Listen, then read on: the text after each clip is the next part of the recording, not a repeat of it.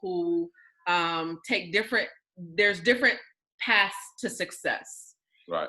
And so I wanted to bring you on so you can share a little bit about your book and your journey and your message to our I'm sorry, I was getting distracted. Message to our audience. I got you. So take it from here. Tell us who you are. Yeah, definitely. I'm Dustin Danzie. I'm originally from Homer, Louisiana. I moved here to Houston about 4 years ago. Proud member of Omega Psi Phi Fraternity Incorporated. Shout out to the good brothers out there doing the service. I'm an author, a co-owner of the Uplift Youth Sports Performance and Training, located in Tomball, Texas. When I first got here, that's kind of where I was, so that's the area I was familiar with. And I'm just proud to serve the community. Certified speed and agility coach, proud father of 4 now. Oh, wow. Proud father of 4. How did you have time and the focus and the quiet, the peace and quiet it takes to write an autobiography? That's the thing. I didn't. I just it really goes to, when you keep being told something, you need to do something. You need to do it. It's just like my book, that do it now mentality. That fire hit me, and I just say, you know what, I'm gonna find a way to do it. So if I gotta get home from training at 10 and go in and kiss my daughters and my son, and then sit up to 2 o'clock and then get right back up at 6, man, I'm gonna do it because I gotta get this out. And then I actually challenged myself because I told people it was coming a month from the day I actually really started writing it, to make myself be serious about doing it. So I challenged myself. I told people it would be released on a certain day, and that was a month from that day. And I said, all right, now you've done it to yourself, so you got to do it now. And I got it done. And that's kind of how I've always been with that mentality. Is I'm gonna challenge myself. Like I truly believe in, set your schedule up with a bunch of stuff you're not gonna feel like doing, but get it done and watch how good you feel after it's done. It's like working out. It's hard to do it in the beginning, right? But once you get done, you just feel so much better, and that's life. You just got to challenge yourself, and that's how you grow. So, and of course, on my book, the do it now mentality. I mean, it really stems from just growing up, and like you've seen in the book, I was going through a lot, getting in trouble, really upsetting my mom, and it really stemmed from a promise I made, as you've seen in the book. At a young age, I mean. I was astounded at the level of, let's talk about it, alcoholism in 10th grade. Right. Stumbling in the house, drunk like that at such a young age. So, it made me think about the different mentors maybe that you didn't have, or kids growing up in that area, or kids growing up in general with not the guidance that they need or the influences that they need. Because, oh my goodness, to be that young. Yeah, exactly. And that really probably started around like 7th grade, to be honest with you. My mother was a single mother. I knew of my dad, I seen him a few times, but it wasn't enough to have that energy on me that a dad puts on you, to that energy. A dad makes you accept yourself. He's firm, but you accept yourself. That's what a dad teaches you, to accept yourself. You're special. I don't care. I'm going to be firm with you, but you're going to accept who you are. You're going to be great. Well, that was missing. All I had was the woman trait of it, the compassion, the love. And at some point, that's not enough when you're raising a man. You got to have that firmness and teaching them to accept who he is and go forward and do what you can do with what you got. I didn't have that. So by the time it was 7th grade, like I never, like I stated in the book, I never was a troublemaker. I just was in that environment, and you adapt to your environment of people you're around. Homer, Louisiana is what most people call a prison town, because that's pretty much all there is there. And the highest paid people in that town probably work at the prison. So that's why they call it a prison town. So everybody we looked up to probably had been in prison. That's kind of who we looked up to. So I didn't know a world outside of that. And that's why you see in the beginning of the book, I think Coach Jay Hobson, who's the head coach of Southern Mississippi, for giving me an opportunity to come to Southern Miss, because I didn't know until I got there. I was so taken away when seeing kids and people out under trees studying. It was a culture shock for me. Like I'm like, this is crazy, it was just new. But definitely, man, it started early, and I'm so happy that that night happened in the promise chapter of my book, because I don't believe I would have changed and got that fire, because hearing my mother cry like that, it did something to me. You know, I was intoxicated, but I heard every word. And I don't think she went to sleep that night. I think she prayed that whole night, you know, because she had seen that whole summer. I was doing that all summer, hanging out, coming in anytime. You know, she tried to discipline me, but you know, I'm an ego, you know, big time football player. I know I got potential, and I'm just like, man, I'm my own man, you know. And when you're young, you don't know no different, you know. Life has to teach you. Unfortunately, some kids never learn. You know? And you were just so close to your mom. I mean, if there was anything that was the common thread, you just felt your pain throughout the whole book and the closeness and how much you confided, you know, in her or with her, and you sat down and watched TV, or you did your homework while you know, in her presence, because you knew you would get it done. You know, just the relationship and how that motivated you. She was really good motivation to be a better, to become better. Right, and she was, and if I think back, you know, she was very wise. She was a librarian, so she stayed around a lot of books, you know. And I mean, you can look behind me, man. That's kind of my thing now. I do that to give back to her. You know, she kept me around all those books. I wouldn't read no book. You know, I just be in there. She always be like, man, go over there and read something, baby. I'll be like, man, I'm all right, you know. But that's a culture thing too, and I'll get into that later with a lot of us young black men, you know, that I try to change now when my training, and as we talk about my training later on, that I'll get into that. That's my purpose, is to change that and to use my story. But yeah, definitely close to my mom, man. Everything I do now is kind of like her. My daughters are like my mom. You know, I laugh at them every day, but she played a huge part. And as well as other people, you know, just I talked about in one of the first chapters, Miss Owens, just people outside of your family sometimes are the biggest influence on you. She didn't have to, you know, I was in class intoxicated. She handed me that paper, and she didn't have to come back and say that to me. She could have just said, you know what, I don't care. He can go do what he want to do. I'm a teacher. I'm getting paid. But Miss Owens didn't do that. She came and told me that you could actually play football on the college level if you stop going in this direction. And I felt that like hard. Like it's sometimes you just need people outside of your family to tell you stuff, and that's mind your business. Yeah, exactly. Yeah. Mm-hmm. Exactly. You just need people to tell you that, and you take it to heart. And so that played a big part. And of course, just that night of, you know, coming in, like I said, that night changed my life because it woke me up. It woke that do it now mentality up, and that fire that comes in it. You know, if I could really, you know, just describe the do it now mentality, it's just that, like I said it in the book, I became possessed by the want to accomplish a goal. Mm-hmm. That's the only way I could describe it. I just became possessed by it. That's all I thought about, and that's why I try to tell kids about. Mm-hmm. And it almost seems like when you look at where you know, how you were so driven and had zero tolerance for you to go on to the wrong, to get on the wrong path at a certain point. And then it's just like you were on the other end of the spectrum. So it just seems like you're either committed to one way or committed to the other way, but you're committed either way. Exactly. So tell me about chapter 7. Okay. And the perception.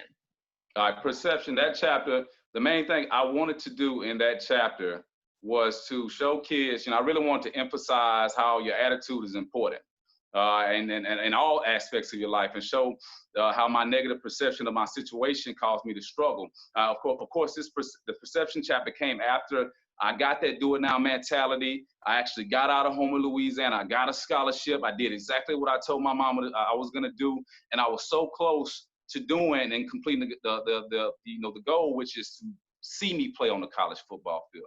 I didn't want to just make it. I don't want to just be the guy. I got the scholarship and I'm taking all the pictures. No, I want you to see me, because that's how fired up I was about you know, changing my life over. And when I got there and they told me, you know what, you were a few points shy. You are, you know, you're officially academically ineligible. I took it the wrong way. I could have just said, you know what, I'm here. Let me just focus. You know, I've always kind of struggled in school. Not dumb, very smart. I just didn't know how to do school. But let me just focus. But I didn't, because my perception was I failed. Mom, I failed. You know, and that's what a lot of these kids today deal with. It's just your perception. That's all it is your attitude towards whatever you're going through. Mm-hmm. If my attitude was simply been, you know what, let me chill, let me get it together. I could have been out there that next year, but I didn't. I had a bad perception, you know. So I really wanted to emphasize in that chapter. And if you could really look at the book and read it, I'm really going over the phases of everything athletes go through. Some of them get out of it quick because they got mentors around them. Some of them just can't because they don't understand what somebody else is trying to say to them when they say, "Hey man, you know what? Just you all right, see it through. Just see it through." You know, at that time, I just was country boy, Hattiesburg, Mississippi. I didn't understand, and it just kind of got to me. And as you can see, it just went from there. It just kind of was a roller coaster from there. Right, because you were focused, exactly. Going on the right path, and then to get a blow, to go to school, exactly, accepted to the college, and then realize this high school superstar, right, you can't even start. Right, it was right after a spring game where I could see it. Like, it was the coaches were talking to me like, yeah, you go, you got it. And I'm like, man, I'm here. And then the next day, to boom, just a blow. It was, and the first thought that came to my mind, I remember looking in Miss Stacy's eyes. That was the advisor. I remember looking in her eyes and thinking, as she was talking, after she said that, I was numb. I was just looking at her, and all I could see was my 9th and 10th grade year, just not going to class. And I was like, it's all coming back to get me. It's all, and I just kept going with the negative instead of the positive, the perception. I kept every negative thought that could come. It came to me right then. And now that's that devil they talk about, that lie, and it got me, and I just got consumed by it. I was just like, you know what? I messed up my freshman and sophomore year. That's what you get. Instead of I make up for it, just make up for it.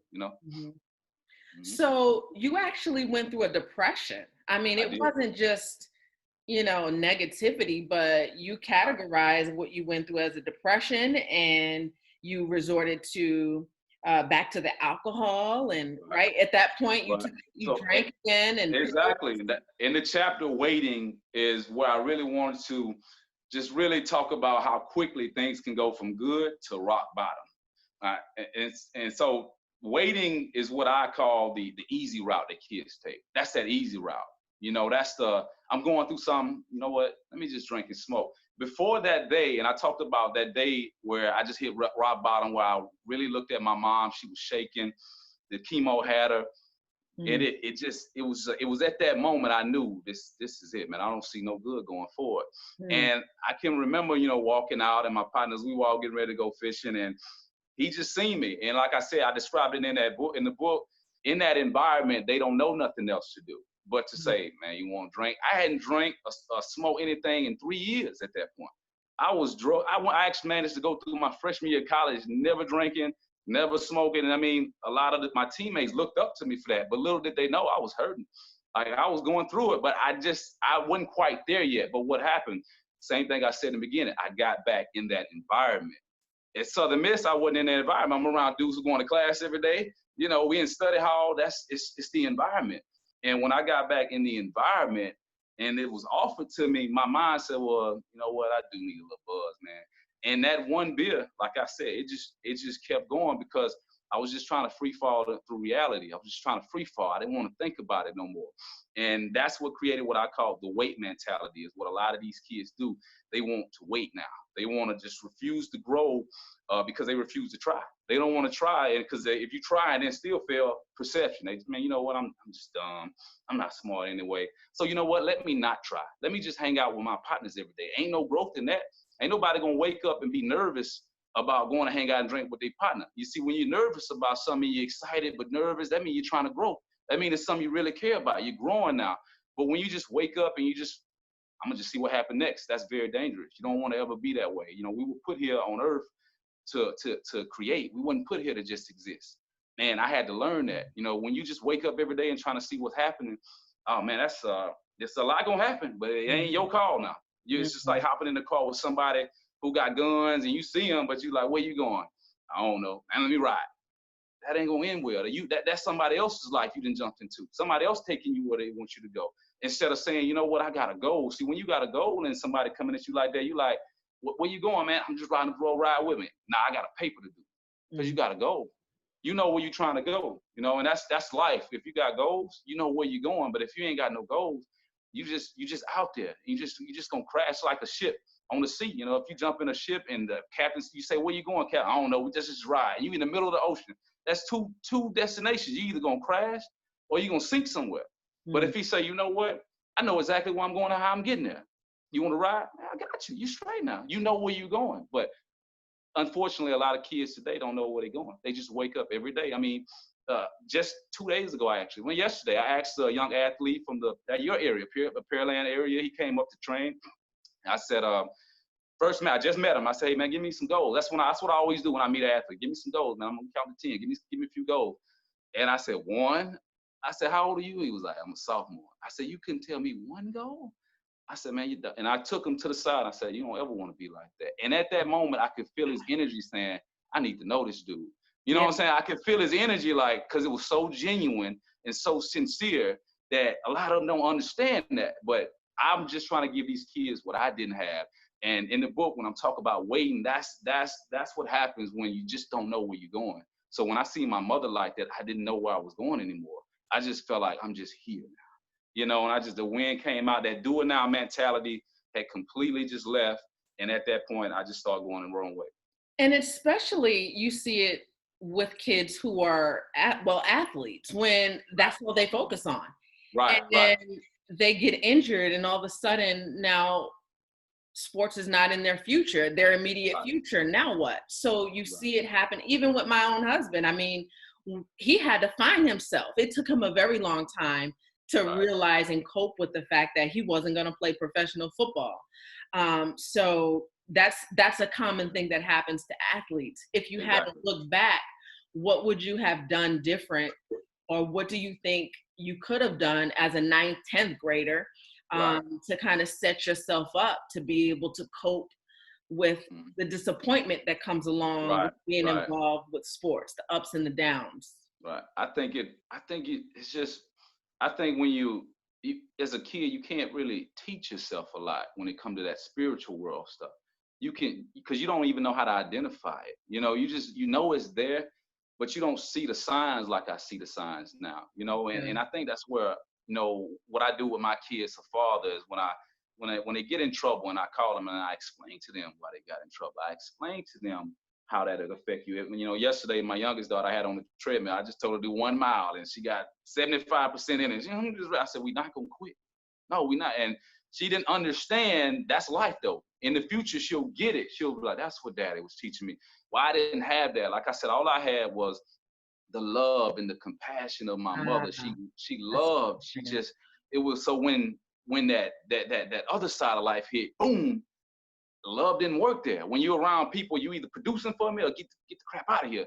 When that hit, I didn't know how to adjust to that, you know. And then, you know, I talked about how, you know, before my mom passed, she said, reach out to your daddy, because she could feel it. You know, she was probably about 3 or 4 weeks out, you know, from just leaving. She was like, you got to talk to your dad, reach out to him. I was like, I'll call him.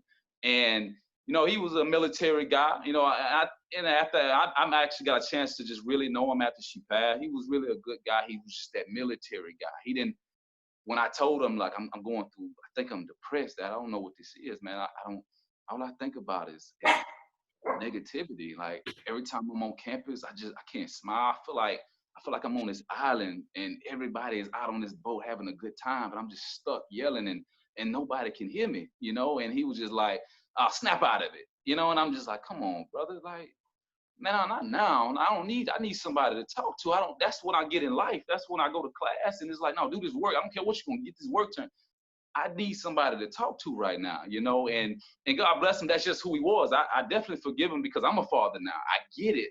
But it was like, that's something you train your son for you to say for years. You know, if I'd have been around him for years, I'd have got like, you're right.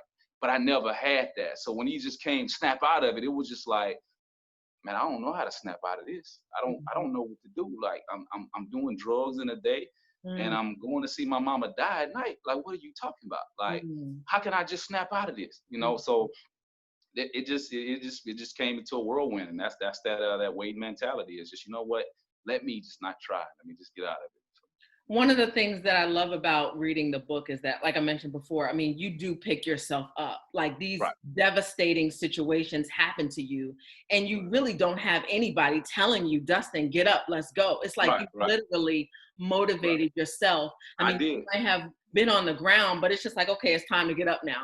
And when you got up, you ran for goal. I did. I woke up, you know, I can say around, you know, it's an interesting story, you know, when I hit rock bottom, it was about early 2009, I believe. Yeah, it was about early. That's when I just, you know, it was rock bottom, you know, and, you know, my friend, Ivory Bradshaw, he was a teammate at Southern Miss. He hit me up, you know, he could feel me. You know, when you're brothers and you're good friends, somebody can feel your spirit. You know how it is, especially us melanated people. We're very connected with each other. Mm-hmm. And he just hit me up out of the blue and he said, come back to Hattiesburg with me. It was just so blunt. And I was like, man, what you talking about, man? I said, I ain't got no money, man. He said, I just put $50 in your account. Come on now. And, you know, I'm coming with excuses because I'm waiting. I'm like, nah, man, I'm okay. You know, he was like, D, come on right now. And I said, all right.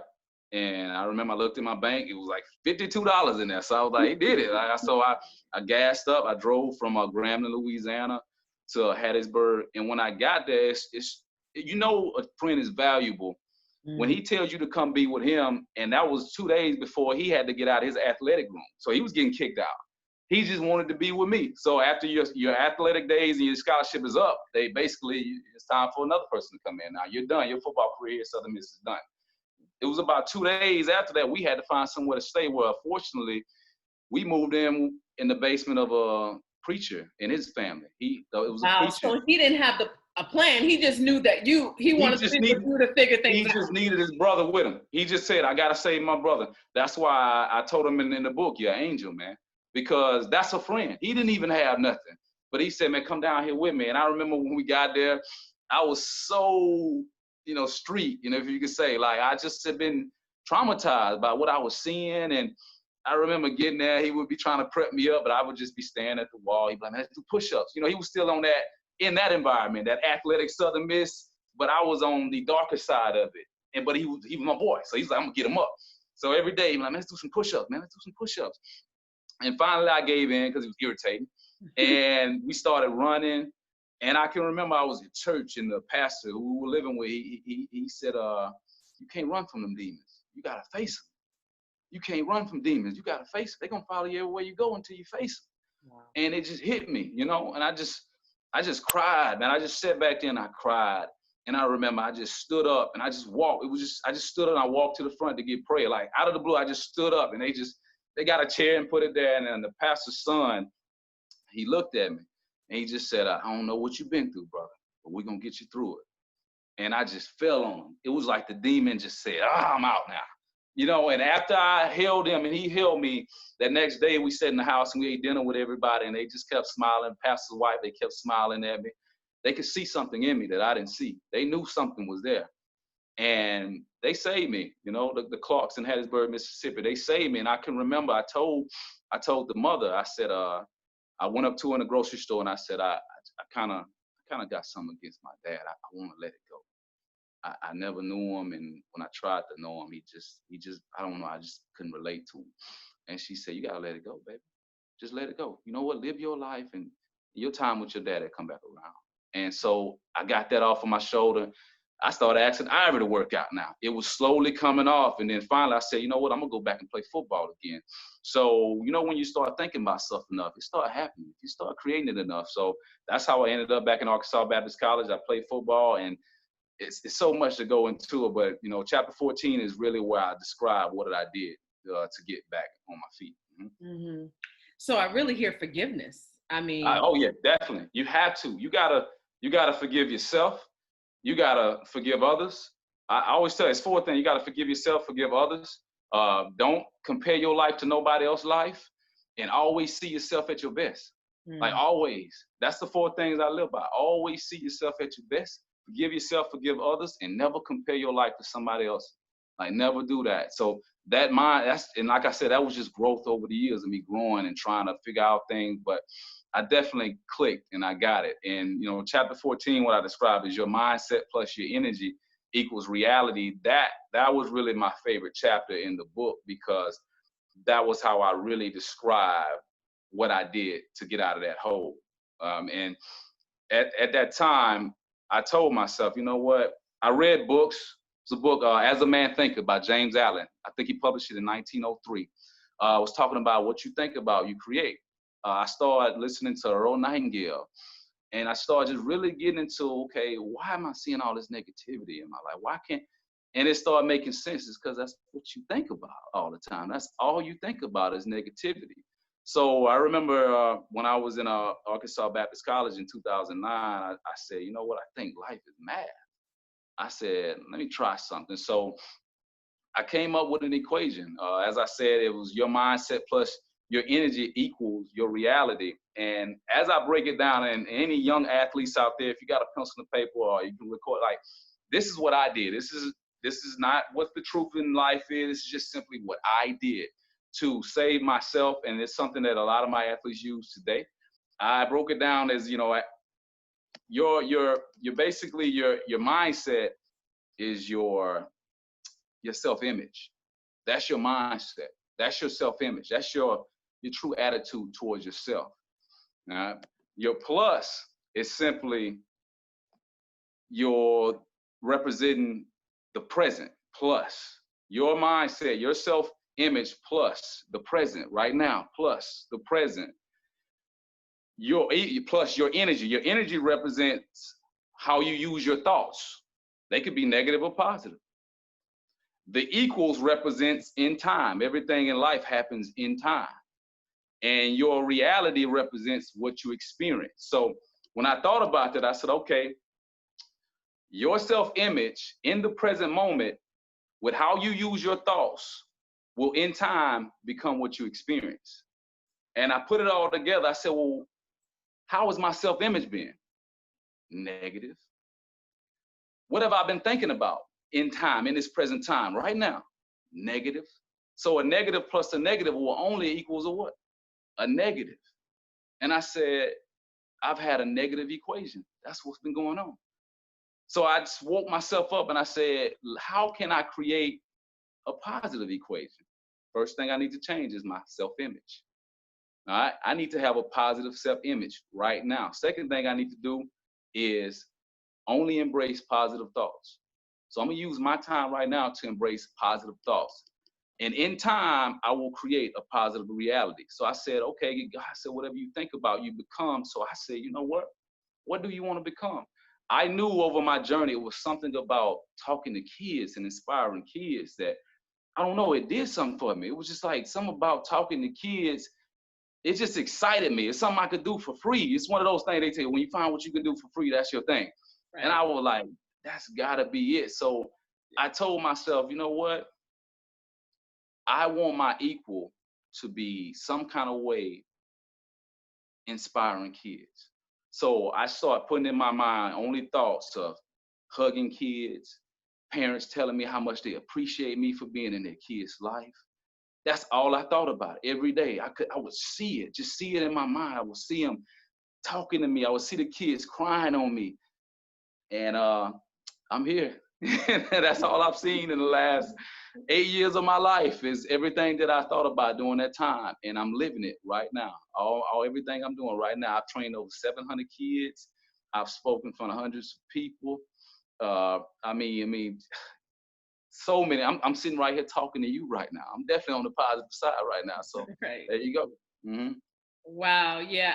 All of this energy. I feel it coming through the screen. I mean, you give me goosebumps just listening to you. I appreciate you. I do. So your book is available. Where can people pick up a copy?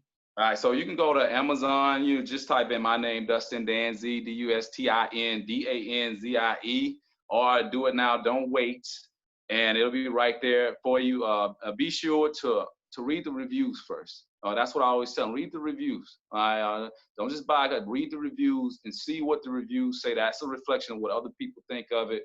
And yeah, definitely go get it. I wrote that book to inspire kids from my hometown. That's how it started, really. I wrote it to inspire kids from my hometown.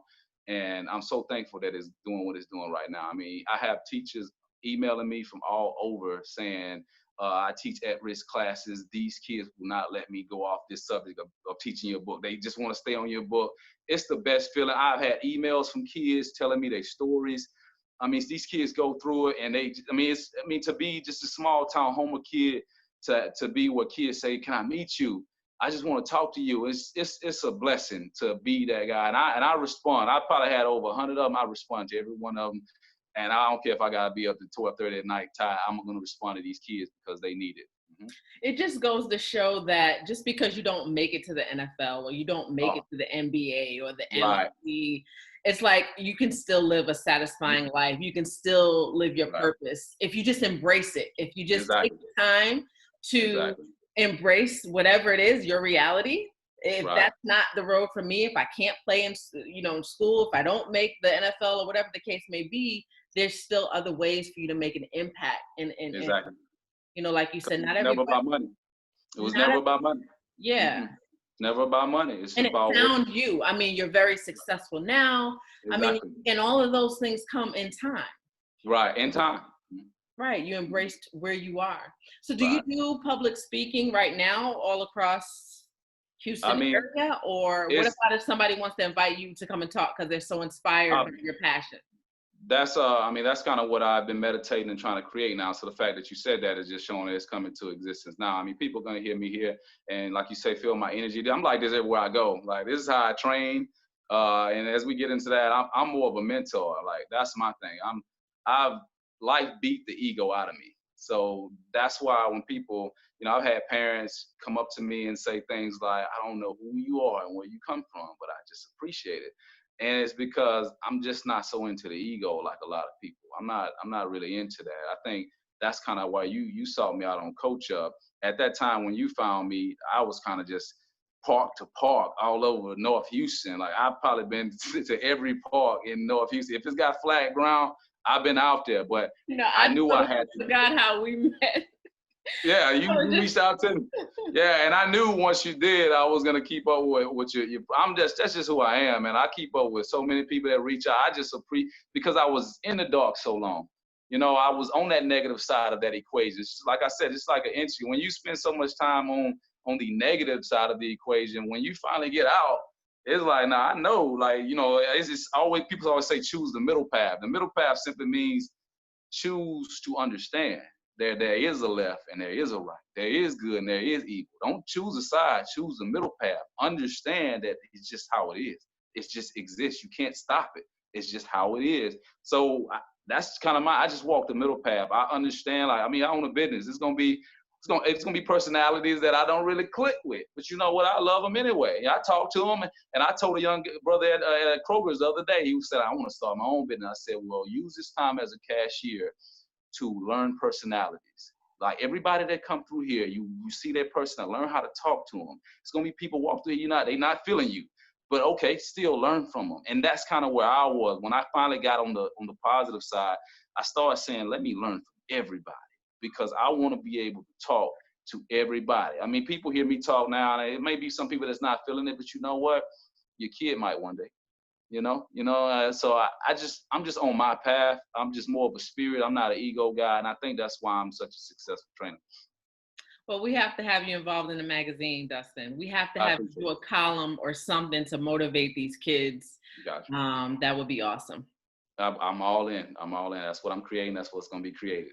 So is there anything else you want to leave us with? Man, look, just with the kids, man, I appreciate anybody that listen to this. Find yourself, find a passion, have goals, and be ambitious. That's what I always tell these kids: be ambitious and know where you're going. Don't just wake up. If somebody challenge yourself, that if somebody like me walk up on you and say, "Give me 5 goals," you got 20 seconds or 10 seconds. Give me as many as you can. You'll have answers, and don't accept. That's that I'm gonna just wake up and see what happens, because it never goes right. You were put here to create. You were not put here to just exist. And just love people. That's always been my motto. Just love people, love everybody. Mm-hmm. Well, thank you, Dustin. Appreciate you so much. Have a good rest of the night. Be safe out there. And I will do. We'll see you again offline. All right, now. Till next time. All right. Uh-huh.